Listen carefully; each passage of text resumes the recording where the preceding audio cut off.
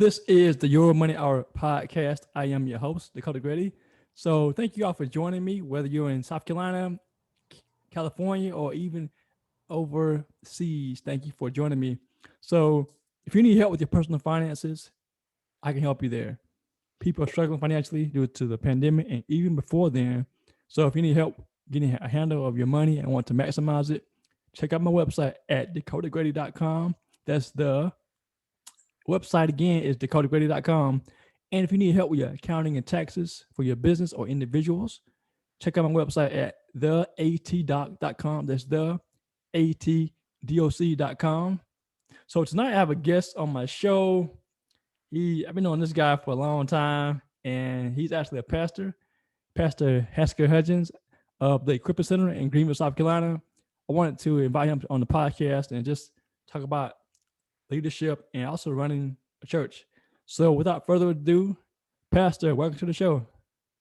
Hey, Dakota, man, it's so great to be on here with you this evening, and thank you for inviting me. Yes, sir. Yes, sir. So thank you for just coming here and just joining me on the show. So tell everybody about who you are and what you do, Pastor. Well, you just simply what you call me. That's my title, pastor. I'm a minister of the gospel. I'm a husband. I'm a father, a community leader. I wear many hats. Many hats in the community. Philanthropist. I try to do a little bit of everything. So how did you get into the pastor role? I mean, were you called, as people say? And if so, like, what does it look like for you? Yes, I'm one of those people that I believe I was called, and it's been confirmed, over the years that the Lord called me. I've known that since I was a little boy. I've always just had an interest in the gospel and preaching and helping people, spreading the good news. So it's my passion. So I know people say do what you love, basically, but how do you turn a passion into profit, money? Because some people may have a passion of art, for example, and they may be a great artist, but their art isn't selling. How do they hmm turn that passion into money? Uh, you know, my quickest answer is when your passion becomes an answer to other people's problems, then it turns into wealth. It turns into money. The thing I've noticed about a lot of people, Dakota, is that they they don't do the thing that they're passionate about long enough for people to notice. Example, when I started doing ministry, when I started doing outreach, street ministry, I did it for I did it for a few years before people really took notice of what I was doing. And once people took notice, then people wanted to be a part. They wanted to partner with me. They wanted to invest. Other people wanted to sow into what I was doing. But I had to do it long enough for people to take notice. And a lot of people have a passion and they want that instant success. And it sometimes it happens, but generally instant success doesn't happen overnight. Mm. So the first part of it is do something that can meet people's needs or wants, right? Yes, And secondly, do something long enough where people can notice you. Is that correct? correct. I had a businessman tell me one time. He said, "I will pay you for the problem of mine that you solve." Mm. And so I solved many of his problems, and he paid me well. And that's what it's about. I mean, if you can give something of value to people to solve their problems, they'll pay you. And that's what you do, Dakota. You solve people's problems. Taxes, as book management. A lot of people they make good money, but they don't manage it. Mm. And it's like dust in the wind because they don't see where it go. And Mm. so that is why God has gifted you to be able to solve those problems. And money is the number one. of all. It's the number one problem that we have. This is the number one blessing that we have. There's a scripture in the Bible that says, "Money answers all things." So I mean, whatever your problem is, money answers it if you have money. So we all need money, right? And that's one of the things I like about you is that you can help a person with their finances and make their money go farther or make it stretch. Thank you for that compliment, Pastor. I appreciate that. I just need to get more people to find out what you just said, that I can help them. Yeah, man, for sure, for sure. So, as a pastor, talk about the money part, because I'm sure you see a lot of things when it comes to money from people who've come to your church. Talk about that part. I mean, money is a tool that God gave us to use, Yes. but people that mismanage it. Do you feel like when people mismanage money, just I'm gonna get your viewpoint on it, please. So when we mismanage money, and I have done my share of mismanaging money. I wish I had half of the money that have come through my hands. I wish I had half of it. As a young person, I blew through some money, but I didn't have the guidance. So here's the thing: when you have someone that can teach you, you don't have to make the mistakes that a lot of young people make. As a young man, I didn't know how to manage a checkbook, but I made good money, and I went and partied, man. Me and my friends. I'm in the club buying people drinks, you know. And now that I'm older, when I look back and think about all of that money that I went through just having fun, it makes me sick. But think about it, in today's time, when you know better, you're it's one thing, Dakota, to have vision. So God shows you what He wants to do in your life. He shows you where He's taking you. Example, God shows you that He's taking you to California, but it's going to take resources to get to California. God shows you He's going to start a business. It's going to take resources to get that business started. You already know the food smells good. Everybody like the taste, but it can't happen if you don't have the resources to get it started. He shows you a church. It's two things. He showed me that I would pastor a church. That was the vision God gave me. But two things had to happen. People had to come, people had to give in order for the vision to come to pass. So everything, money just seems, it answers everything. And most people probably don't think that sound right, but when you really think about it, what can you do without money? You Right. know, if you get sick, it's going to cost money to go to the doctor. You want to go on vacation, it's going to take money to go on vacation. You want to get your hair fixed. Yeah, I can knock this a little bit off, but if I really want it to look nice, it's going to take money for me to go sit in someone's chair for them to line it up and make the little bit got that I look good, have look good. That is true. And coming from a pastor, it's like, I guess some people may not teach about money in their church, for example, but it's good to know that some people, even as pastors, they realize that they live in, I guess, not like a mystical world, like saying that God can handle Yeah. everything. He will, but it takes money to do things. We both Yes. agree about that 100%. Yes. And it takes resources to start a business, to go to Yes. get your hair done, like you said. So it takes the money to do things. So why not handle it in a way that honors God? So we talked about leadership when we had met for lunch, or I think earlier this year, I believe, or last year. Yes. Let's dive into that. What is your opinion or your definition of a leader?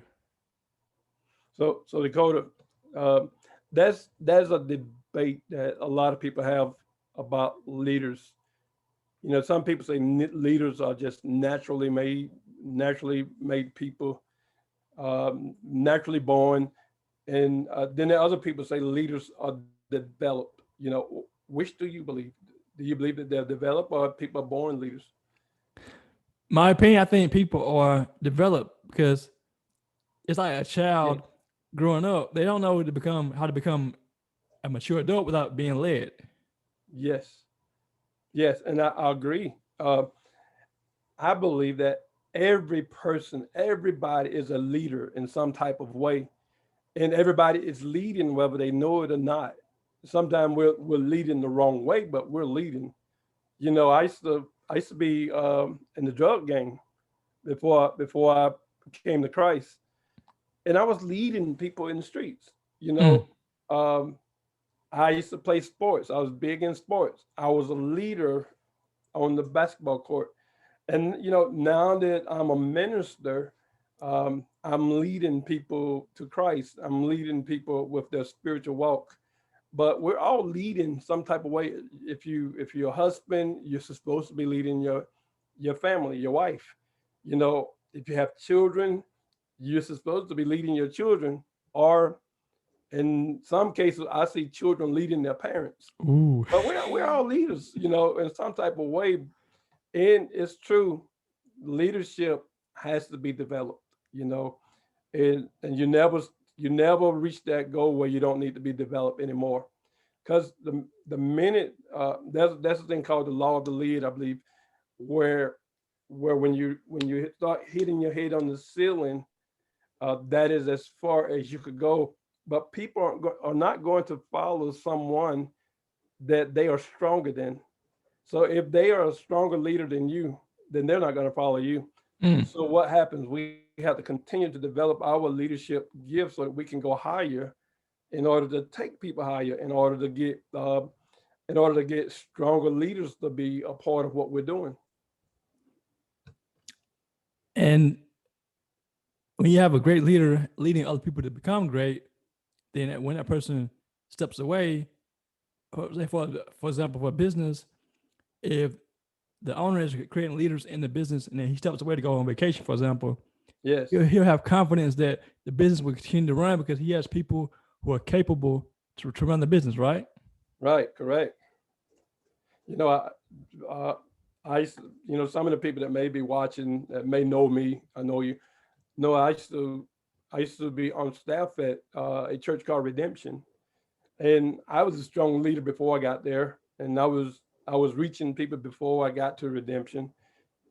Pastor Ron, he had a strong church already before I got there, but when we came together and we both brought our gifts together, our strengths together, we created something beautiful. And I remember a conversation we would have where we would say, "Hey, we're stronger together than we are apart." So that's the beauty of leadership. We don't have to be in competition. Mm. And so when we're in competition, we divide. Mm. But when we work together, we add and we multiply. Whatever the Lord is trying to do in our life. So, question. Well, I posted something last night about collaboration because I have a friend who's a CPA. She can do things that I can't do. For example, contact I the like that. IRS, Hmm. but we collaborate on projects to serve my clients. I guess our clients, if we need to. How do you collaborate yet stay competitive? Like it's like a double-edged sword, right? Hmm. You know, and it depends on what you're collaborating on, what you're doing. I too, I believe that there's enough out here for all of us. And the harvest, the scripture says the harvest is great, the harvest is plentiful. So it's enough for all of us. So I don't run into situations where I see it as competition. You know, I'm not worried about. I'm not worried if someone leave the church that I pastor. You know why? Because there's someone else to fill that seat. We're not lacking. We're not lacking in people. People that have needs that need to be met. And I think partnership is one of the most beautiful asset that we can have. Is that when we find people that we can partner with, people that are like-minded, we're going the same direction, we're going the same place. Now, there's a difference if he's putting in the work and you're not. You know, are you putting in the work, and the person that you're partnering with, they're not doing their part. Of course, I don't want to share. I don't want to share the wealth with them. But when we both bringing it to the table, man, you know, just like a marriage, when we both bring it to the table, it's great. So it don't have to be competition. Yes, yes. So talk about how you built your church and how you're building your church. Well, I would say I didn't. I only had one strategy. You know, there's a lot of people that they go to school and they learn all of these. I call them recipes of how to grow a church. You know, if you turn the lights down, some people like it. If you got smoke coming out of the stage, other people like it. If you turn the music way up, you know, they like it. I just have one thing, you know, just love people, and that's been my secret success, you know, to just love people. And you know, a lot of people say, well, I love people, but uh, I found out a lot of people who say that they not really people's people.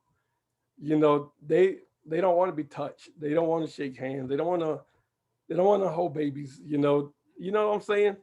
And you, for me, if pastoring, uh, to me, it requires loving and not just seeing that you love people, but really being what you say. You know, and so I still stand at the back door and shake hands and hug babies, you know, because I just love people. I'm one of the last people to leave the building when church is over. I'll stay there and talk to the last person and pray with the last person. You know, so to me, that's what it's about. So that is what I have done, and I have people, leaders on my team. They have my same DNA. Okay, you got to have the DNA, and that DNA is loving people, touching, be in touch, you know, shaking hand with grandma at the church and hugging babies. You know, if people want to take selfies, taking pictures with people. To me, that's what it's all about. So that's been my thing. But there are other ways that pastors are growing churches, and some are growing them pretty big. You know, they're creating an atmosphere, which is, I don't knock it. You know, where you turn lights down and smoke come out the stage and all of that. I just choose to love people. So so I can attest to having you be at the door when I'm exiting because I attended your service last week. So It was great. It was great having you there last week, and not only that, you spoke at TC a couple of weeks ago, man, and that was a blessing for you to hear you talk about the thing that you're passionate about. So we definitely want to make that happen again. yes, sir. Yes, sir. So talk about the parts of leadership that may be a challenge for you. Um, the the greatest challenge for me as a leader, there's a challenge of being a leader and a challenge of being a pastor, and they're not the same. You know, so the challenge of being a leader is is raising up, and we use this word. This is a Christian terminology, a church terminology for anybody that may not understand church. When we say raising up, like raising up a child, raising up as leaders, because again, when you have when you have strong leadership, you can accomplish a lot. Versus many of us, we grew up in church where there was that one leader, that was the pastor, the preacher. You know, a lot of my Caucasian friends say the preacher. There was the preacher, but he didn't have a staff. And so he did all the preaching, and he was the only person that everybody looked to. With, you know, the 21st century pastor, he builds a team. And so when you have a team, you can do more example. We want to have marriage ministry, so we need a leader. We want to have youth ministry, so there's another leader. So the old church could not pastor that way because the pastor couldn't be a youth pastor. So there was no youth church. There was no marriage ministry. And then that's, we can think of, you know, 100 other ministries, but you can't have the ministry without the leader or also the resources, the finances. example, an outreach, you need a leader. A children's ministry, there's another leader, another set of leaders that you need. Uh, Daycare.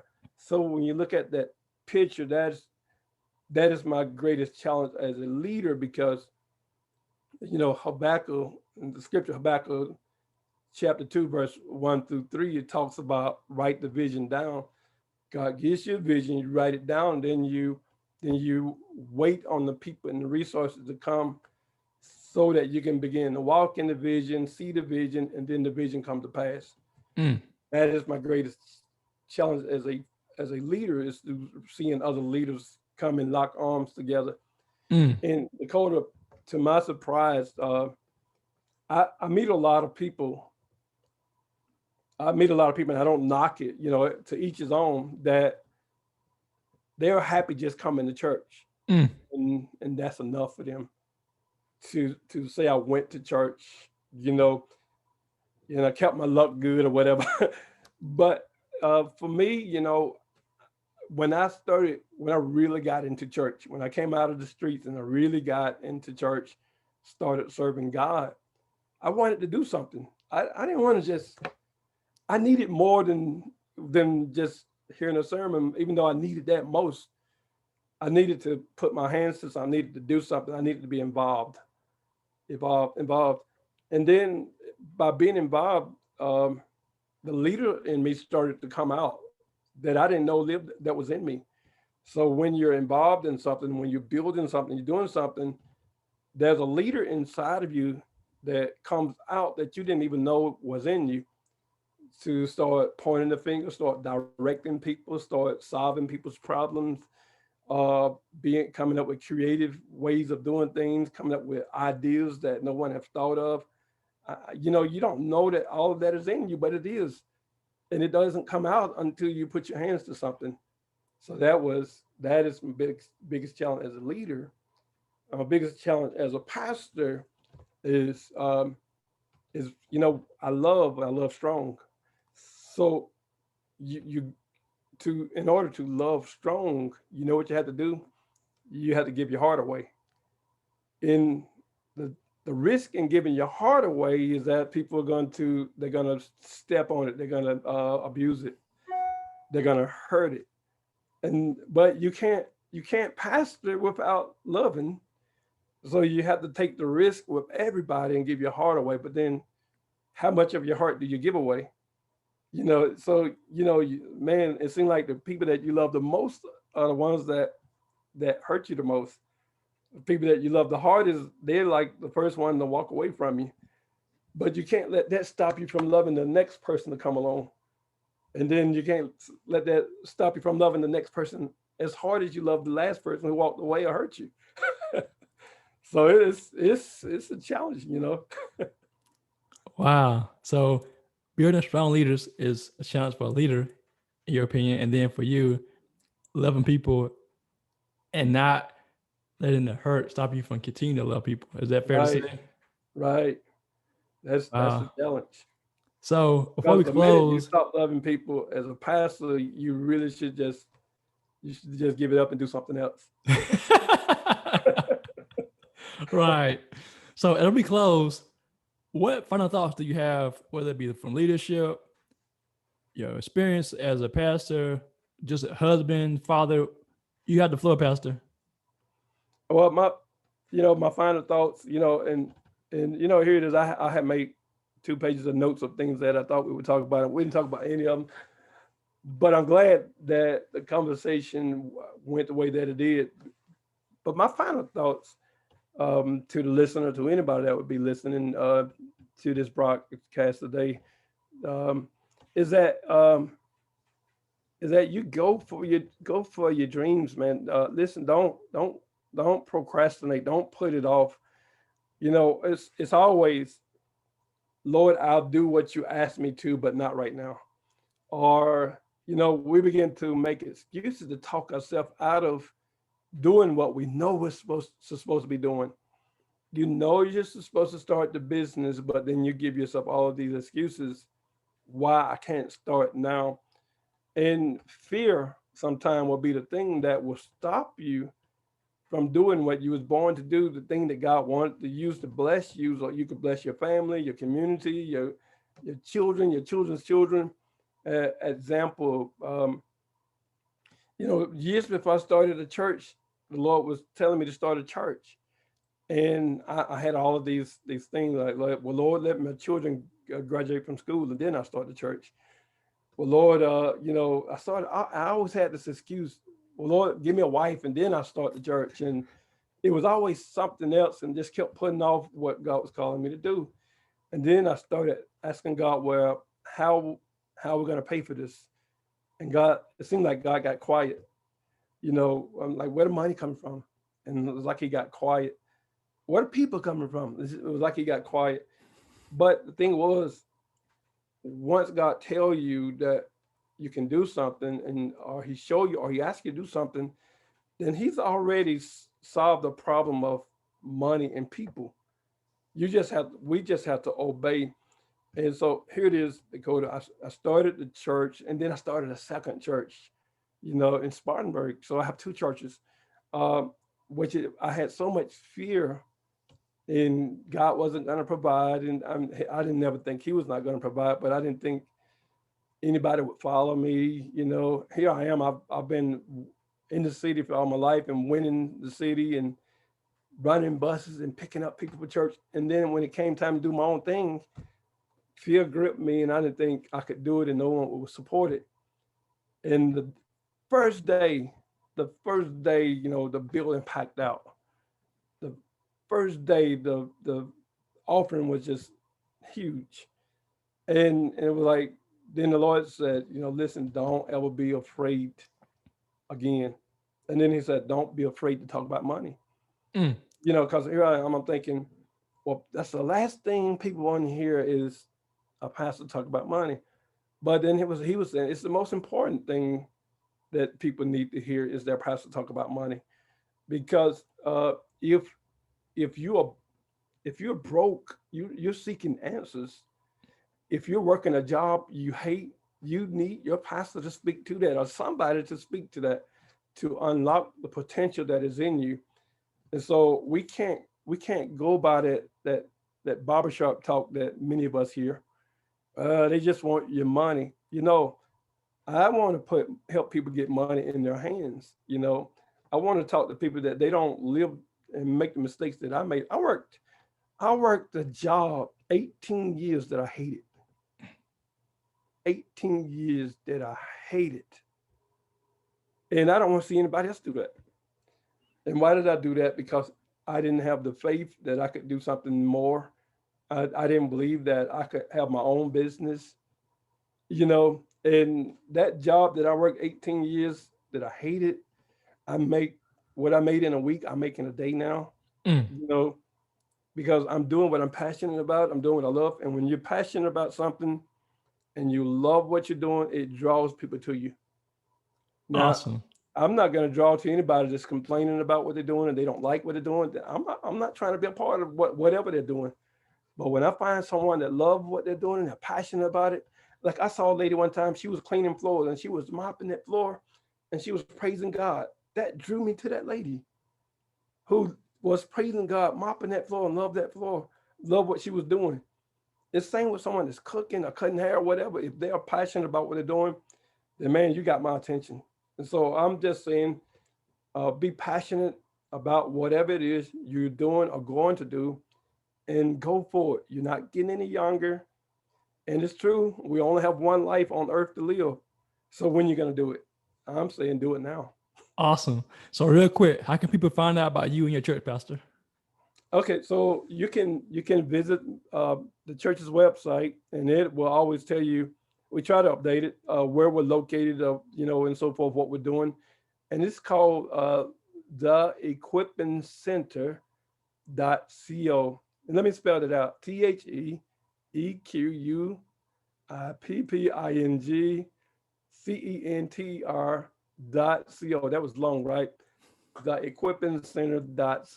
You can Google me, Hasker Hudgens, and it will probably, there's so much out there about me. It'll probably have my phone number on there, whatever, and you can reach out to me. Just call me, man. I answer my calls. I definitely return calls. And love to have you come worship with us one Sunday or more. You know. Awesome. Well, thank you for your time, Pastor. This is the Your 1 Hour podcast. I enjoyed being on here with you. God bless you.